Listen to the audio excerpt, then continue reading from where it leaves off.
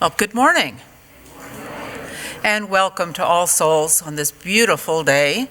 I think the closest storm cloud at this point now is in southern Arkansas heading the other direction.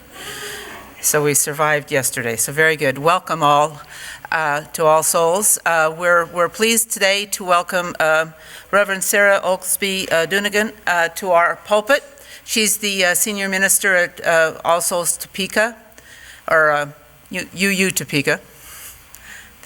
All UUs are not All Souls. Not all, at all. Anyway, welcome. I was getting ready for this service today, and Memorial Day has always been special to me, and most recently, the band I play in did a memorial concert for the World War I remembrance earlier in the spring, and we played a song in Flanders Field based on the poem. So I'd like to read that this morning as a way to get started. In Flanders Field, the poppies blow between the crosses, row by row. They mark their places, and in the sky, the larks still bravely singing fly, since heard amid the guns below. We are the dead. Short days ago we lived, felt dawn, saw sunset glow, loved and were loved, and now we lie in Flanders fields.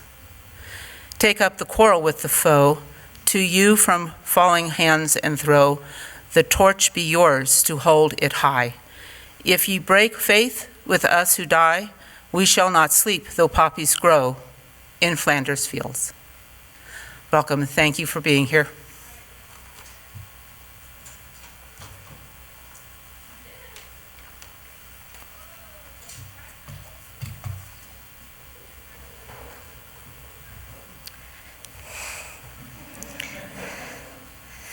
We gather in search of meaning and truth and connection and stools, Sunday to Sunday, believing that courageous love can and will change the world, knowing that truth is ever unfolding, never static or complete, proclaiming that all souls are sacred and worthy, and that there is a unity that makes us one. And pursuing salvation in this life, we pray for such courage and step into the river. Will you wade across the river or swim in its current? Either way, you're bound to get wet. Come then, come into the waters of transformation. We will arrive newly baptized by love and ready to offer our gifts of mind, body, and spirit. Let us worship together.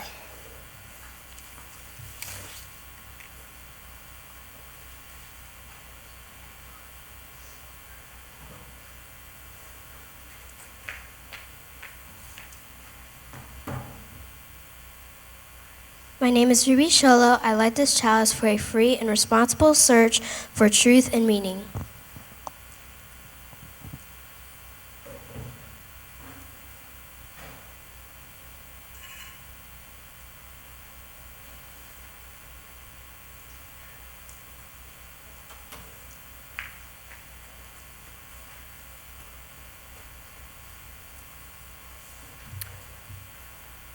Are we doing words of covenant too? After the hymn, okay. Won't you join me in singing 347, Gather the Spirit?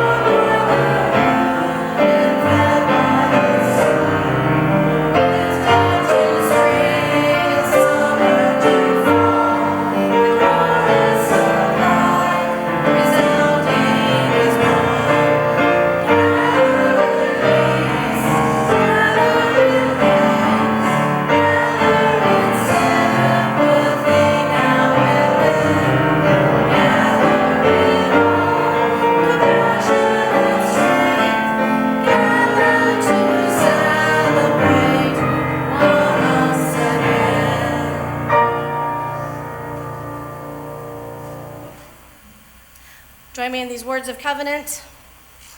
Goodwill is the spirit of this church, and service is its law. This is our great covenant, to dwell together in peace, to seek the truth in love, and to help one another. You may be seated, and I invite our storyteller who has joined me, John Dunegan, to tell you today's story. Good morning. I've had the privilege of twice being selected as a storyteller at the Texas Storytelling Festival. And the first year I met the man whose name you see on the screen. He was one of the featured storytellers that year. His name is Dan Ketting. And Dan told this story, The Two Warriors. And in the introduction, he said that storytellers have not just an obligation, even more so, he used the word duty, to be advocates of peace and to tell stories about peace. I have my own story that I normally tell also on that same theme. But today, this story was the more fitting for what Sarah will be talking about later, and it's called The Two Warriors. And this story starts, as all good stories do, once upon a time, a long time ago, but not in a galaxy far, far away. I see the shirt back there, by the way. That is a different story under copyright, and I do not want to be sued. Two kings decided they needed to fight over the same piece of land, so they did as all kings did once upon a time, and that they gathered their two armies, and they marched those armies to the piece of land that they were going to fight over. The two kings, as they did, sat safely, one on this hill over here, and one on this hill over here, and they were fighting for the valley in between. There was a river that ran right through that valley. The armies, of course, had to march down the hill, and they met in the middle. Sometimes the fight would surge on one side, and then that would counterattack, and the fight would go on the other side. They went back and forth, crossing the river multiple times. Throughout the day, the bodies would fall. One by one, soldiers would fall and die and turn that river into a red mess. Finally, there were just two soldiers left, two warriors, one from each side. But they'd been fighting all day, and the sun was getting low and setting behind one of those hills, and they were too tired to continue. So one soldier said to the other, "Let us stop, let us rest and sleep, and in the morning we'll settle this matter once and for all." And the other man also was too tired to fight anymore, decided that was a good idea. He went to his side of the river. The other soldier lay down on his side. They took off all the pieces of armor, they took off their sword belt, and they just laid there. But they couldn't sleep. Their minds were far too occupied with what was going to happen in the morning. And so one of them decided to say, "I can't wait till I kill you in the morning and go back to my farm." And of course the other man couldn't let that be. "Well, I can't wait till I kill you in the morning and I go back to my farm." "Oh yeah, well, I bet my son really needs my help, so I need to be the one to get back there, and I need to help my son do the chores and run the thing." And, "Well, you've got a son, I've got a daughter. And my daughter, when I look in her eyes, I see my wife when she was young." They banter back and forth about this, talking about their farms and the stubborn donkeys and the years of drought and the years of too much rain. They talked to their villages and their churches and the people that they knew. They talked all night long. Neither one of them slept a bit. When the sun began to rise over the other hill, they looked at each other. They gave a deep sigh because they both knew what they had to do. And piece by piece, they put their armor back on. They tied their sword belts back around them. They walked toward each other and met in the middle of the river. They looked at each other. They took out their swords. They threw them in the river. They shook hands. They embraced. And they walked home to their wives, their sons and daughters, their farms, their stubborn mules, their friends in the village, their churches. Because of the moral of the story of this: you can't kill somebody once you've seen them as a human being and stop seeing them as the other. Thank you.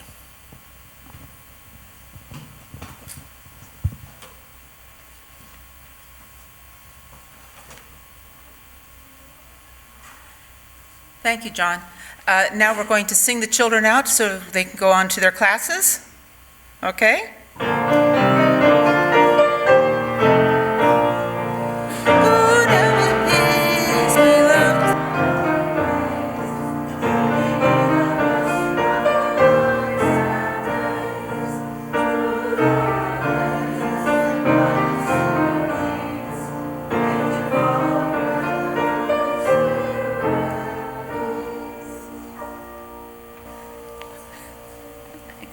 Okay, it's now time for the offertory, so you can start digging for those checkbooks and money.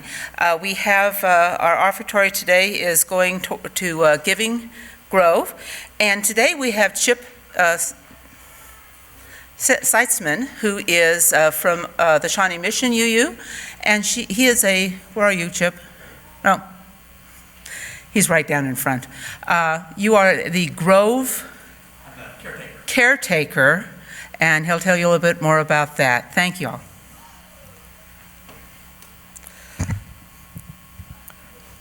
As a caretaker, my responsibility is basically to make sure that our congregation is taking care of our Giving Grove, making sure that our trees and our berry plants are watered, fed, maintained, trimmed up, all those good things that need to go on to basically take care and maintain that orchard. I am also the primary contact then for our church with Giving Grove, and so I continue to work with them on a regular basis to talk about the needs of our orchard, coordinating resources with them and ongoing support.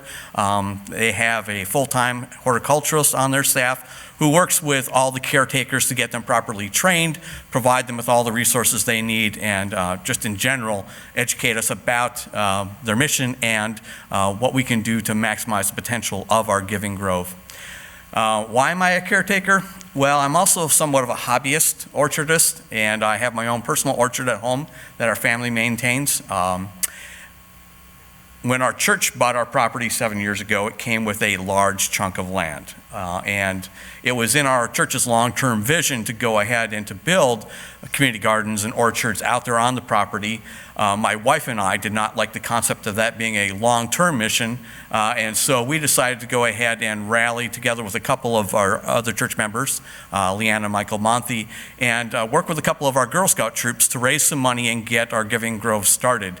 And so in April of 2015, we planted 12 fruit trees, a blackberry bed, a raspberry bed, a fig tree, and 2 cherry bushes. And we are now this year looking forward to having a harvest from our trees. Typically takes about 3 years until you can actually go ahead and harvest the fruit from the trees. They're reaching that point of maturity now. We last summer did start collecting and donating berries, and so we donated about 12 pounds worth of blackberries and raspberries to a food pantry. We are part of our church's hunger ministry, and so we have decided to work with a food pantry in our neighborhood that we support and help manage, and so our donations will be going to those food pantries. In addition, one of our members last year harvested our figs, turned that into some delicious jam, sold that jam, and we're using the money generated from that to support our ongoing operations of our orchard. The other reason why I decided to basically be the caretaker is, for me, I grew up in poverty. Government meal, food stamps, food programs were basically how we supported ourselves. And we learned very quickly as children that we had the good fortune of having a piece of property on which we could grow food.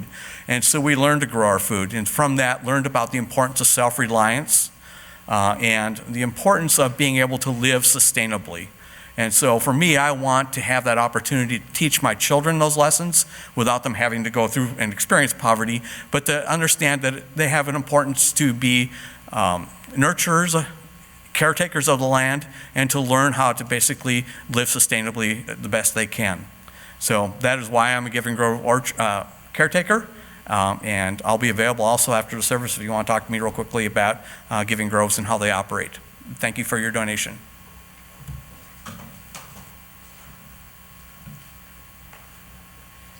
Thank you, Chip. Hey, Chip, do you know how many groves there are in the Kansas City area now?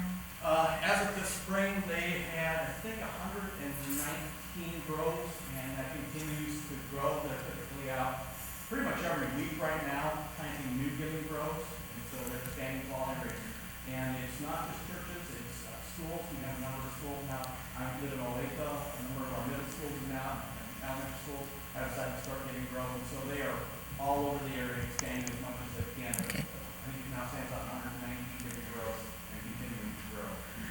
Thank you. That's amazing. Such a great outreach to the entire community and great work at Shawnee Mission, and a whole citywide thing that we can support here. So your check, make sure you write on the special offering on the memo line. Undesignated gifts will be split 50-50. The offering can now be taken and will be gratefully received.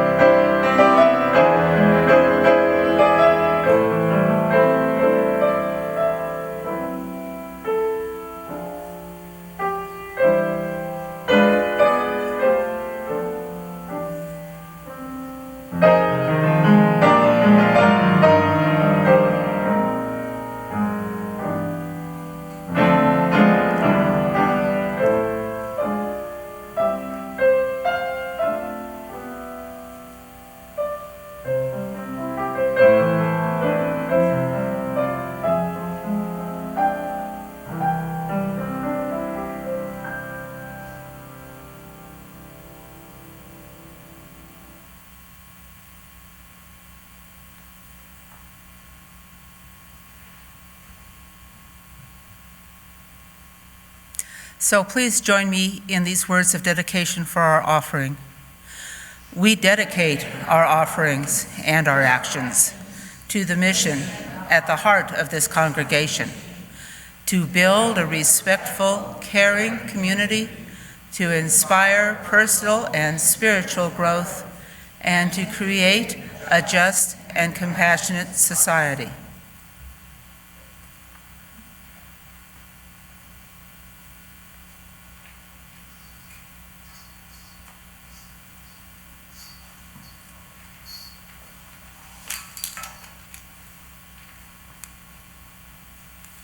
The words of the Reverend Dr. Martin Luther King, Jr.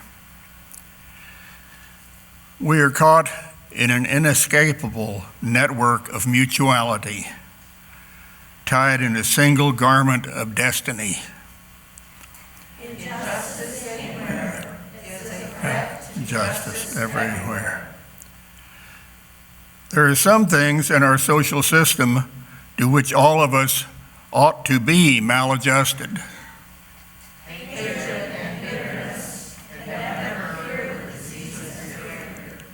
Only love can do that. We must evolve for all human conflict a method which rejects revenge, aggression, and retaliation. The foundation of such a method is love. Before it is too late, we must narrow the gaping chasm between our proclamations of peace and our lowly deeds which precipitate and perpetuate war. One day we must come and see that peace is not merely a distant goal that we seek, but a means by which we arrive at that goal. We must pursue peaceful ends through peaceful means, we shall hew out of the mountain of despair a stone of hope.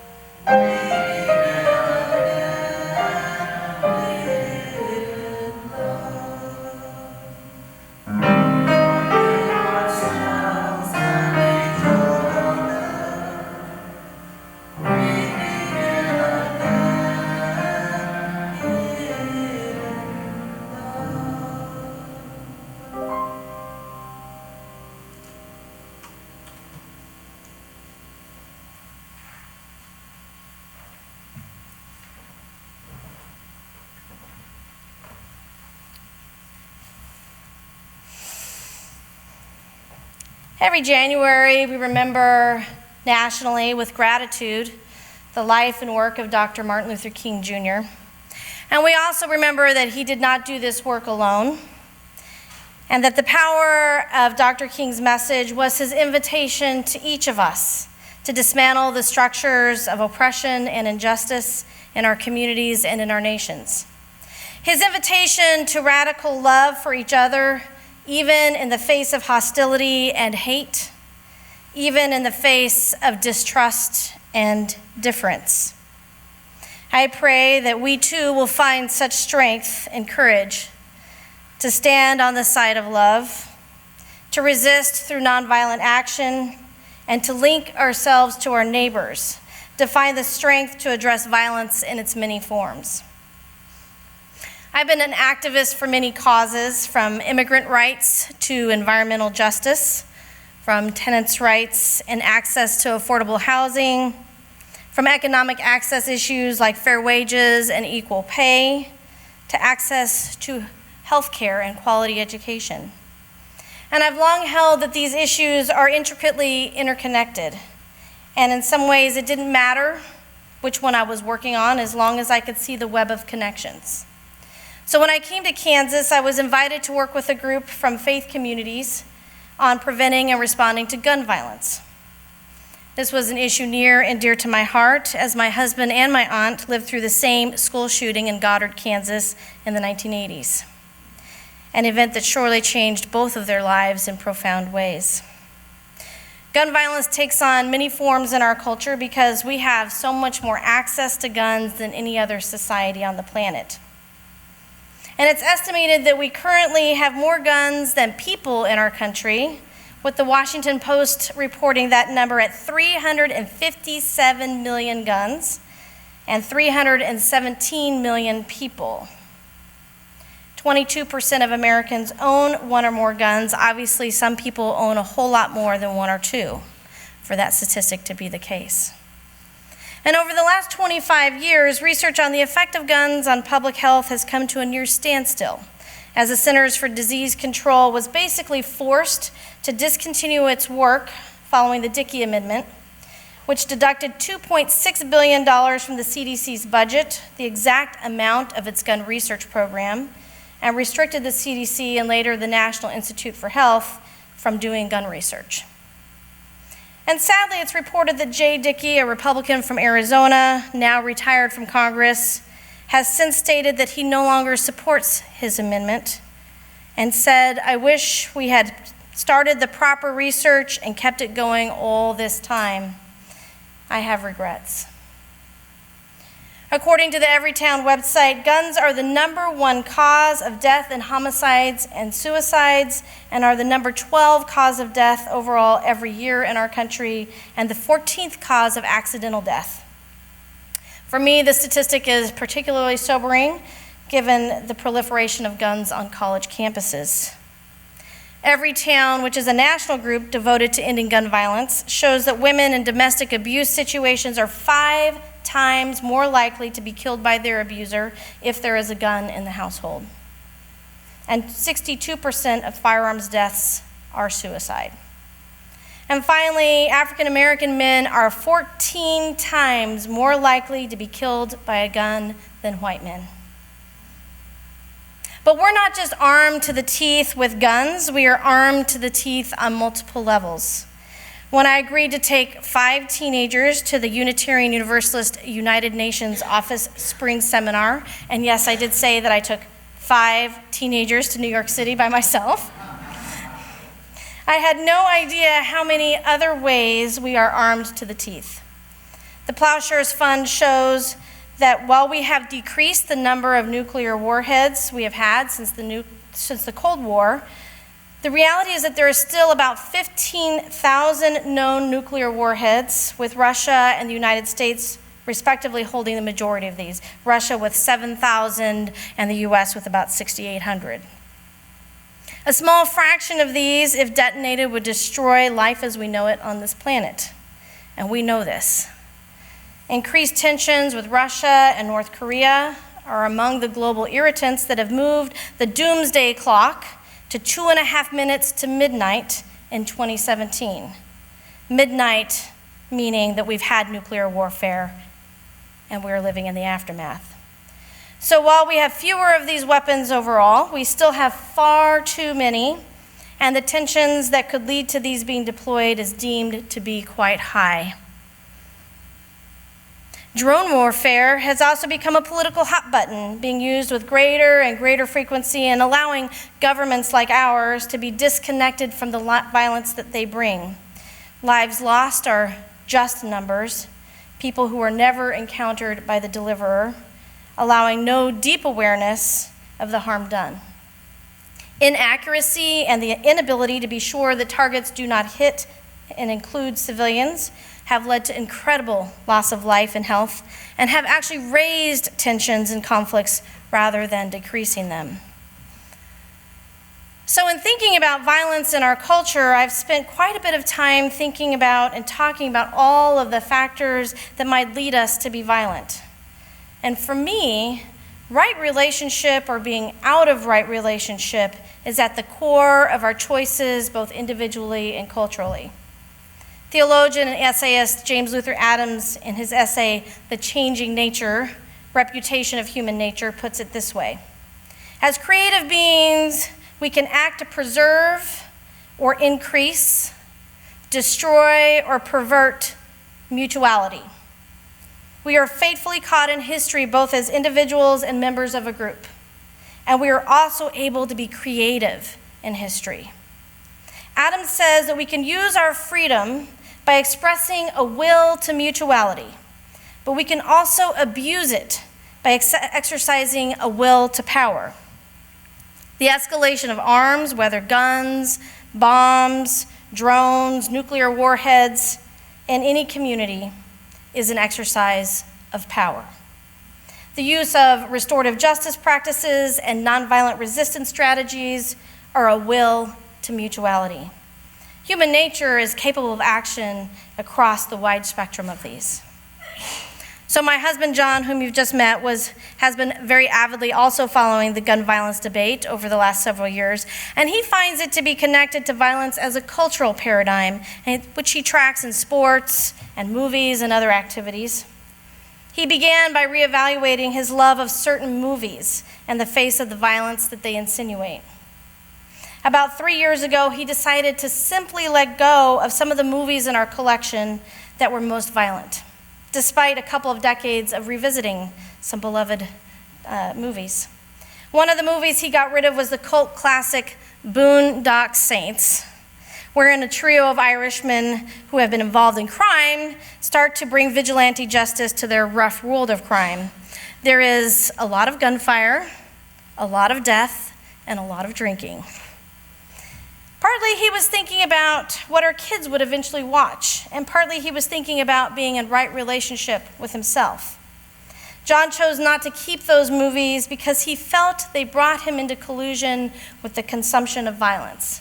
And Adams would say he's chosen mutuality over the other choice to waste freedom or abuse it by devotion to idols of the tribe, the theater, the cave, and the marketplace.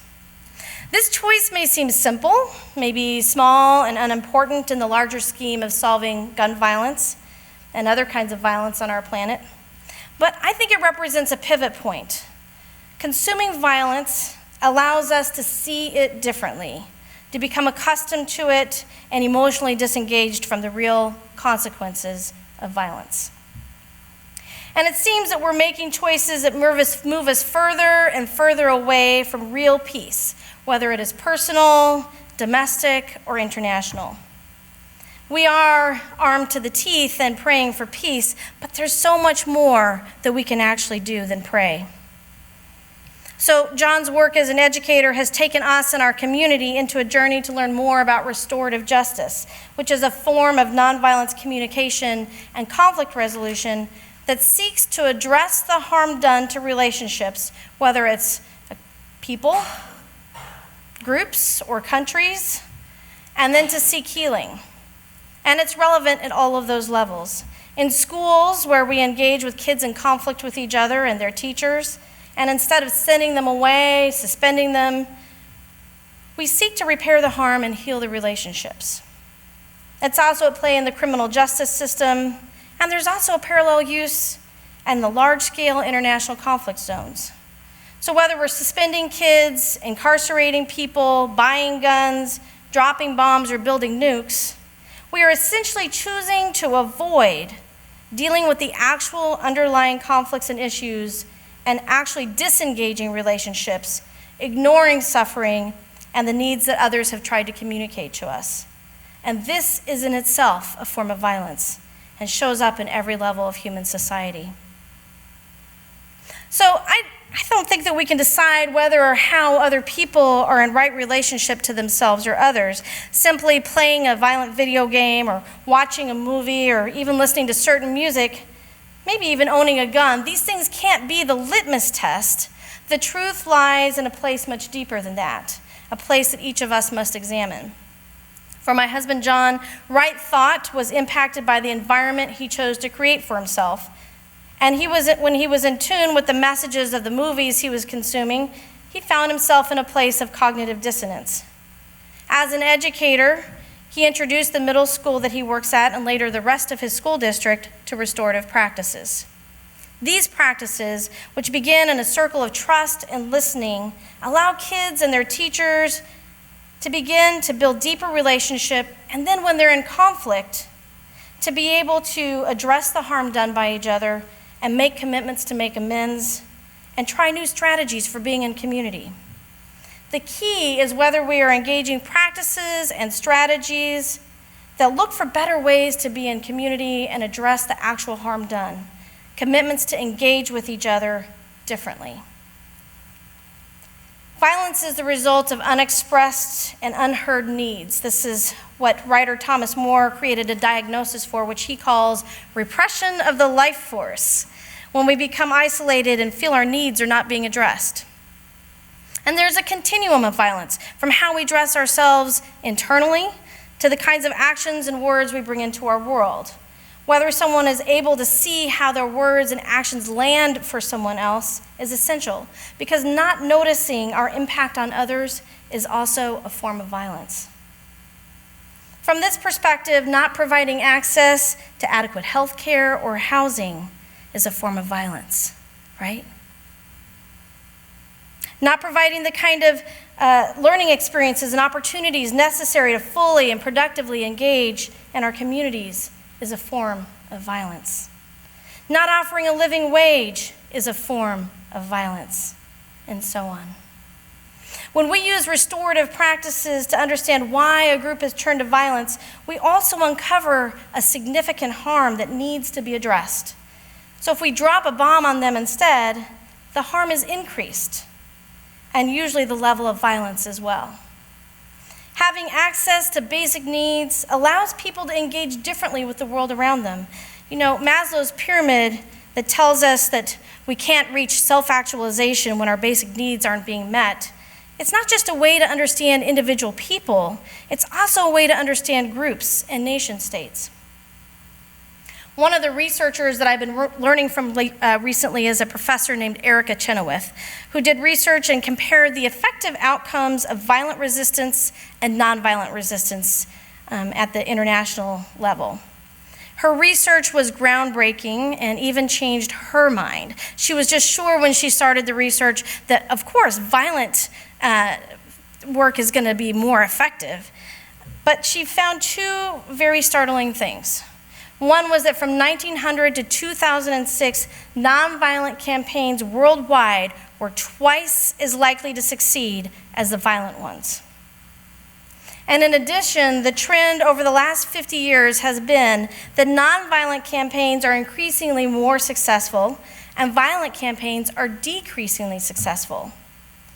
And she also shares that her research uncovered that the percentage of people necessary to participate in a campaign and have it be successful, a nonviolent campaign, is just 3.5%, a tiny number. And then she says this about that. She says, the point here is that nonviolent campaigns can solicit more diverse and active participation from ambivalent people. And once those people get involved, it's almost guaranteed that the movement will then have some links to security forces, the state media, business or educational elites, religious authorities, and civilian bureaucrats who start to question their allegiances. The truth is that no regime loyalists in any country live entirely isolated from the population itself. They have friends, they have family, and they have existing relationships that they have to live with in the long term, regardless of whether the leader stays or goes. So nonviolent resistance begins with our ability to speak out against harm that we see. And learning to find and use our collective prophetic voices is vital to this sense of ourselves within our community. So with this prophetic voice, we may choose to, as many of you have, to speak against hate crimes and racial injustice in our justice system and communities, in our economic system, and in the very fabric of American life. We may proclaim things like Black Lives Matter. We may speak out against the availability of weapons that have no use in any setting, perhaps except war, and even against war itself and international violence. We may speak up for the rights and access of marginalized communities that have already sustained wounds from our prejudiced and imbalanced systems of power. We may speak up for the access to basic needs for all of us, all human beings, and define those to include our physical, mental, emotional, spiritual well-being, so that we may have access to housing and food, safety and health, love and connection. When we speak up, we are in right relationship with ourselves and our community, and we are addressing the harm and attempting to begin healing. As Thomas More reminds us, like an animal, the soul feeds on whatever life grows in its environment. So I'm advocating that we connect ourselves with what More calls soul power, both individually and communally. And in this way, we may find ourselves, as Moore describes, at the fulcrum of action and intelligence that feels both the weight of the soul and the intellect. Or as Adam says, we may be possessed by a love that will not let us go. When we act from these places, we may be able to let go of self-righteousness that is so often ego-based and narcissistic. Adams warns against action that is taken purely from a place of intellect. We must instead act with raised affections and a vitality that can break through old forms of behavior and create new patterns of community. Soul work is part of being in right relationship. And Moore says that when we allow ourselves to exist fully, we sting the world with our vision and challenge it with our own ways of being. So I invite you into this work to sting the world with your vision and challenge it with your collective voice, standing with Unitarian Universalists and other communities of faith, standing with communities that need allies and organizations that we collaborate with. The cure is acting together, creatively, and compassionately. So in New York City this spring, I watched our high school youth as they learned about drone warfare and nuclear bombs and the many different kinds of bombs that we have. There was even a mother of all bombs dropped while we were in New York City. It was a sobering moment for me. They were asked to consider what we could do for our communities that would answer our prayers for peace. And they didn't respond by giving up or walking away or getting angry or saying that's too complicated. They responded with compassion and creativity, with intellectual depth and spiritual curiosity. Our kids came up with songs and ad campaigns, artwork and screenplay ideas, policy and program ideas. They intuitively understood why violence cannot be met with violence and that people's needs come first. If we are concerned that, for example, the refugee crisis is a violent situation waiting to happen, we should be. But not because the refugees were violent to begin with, but rather because if their needs for food and shelter and jobs and safety aren't met, people will turn to violence because they have not been heard or helped. Moore says, there is nothing neutral about the soul. It is the seat and source of life. If we do not claim the soul's power on our own behalf, we become its victims.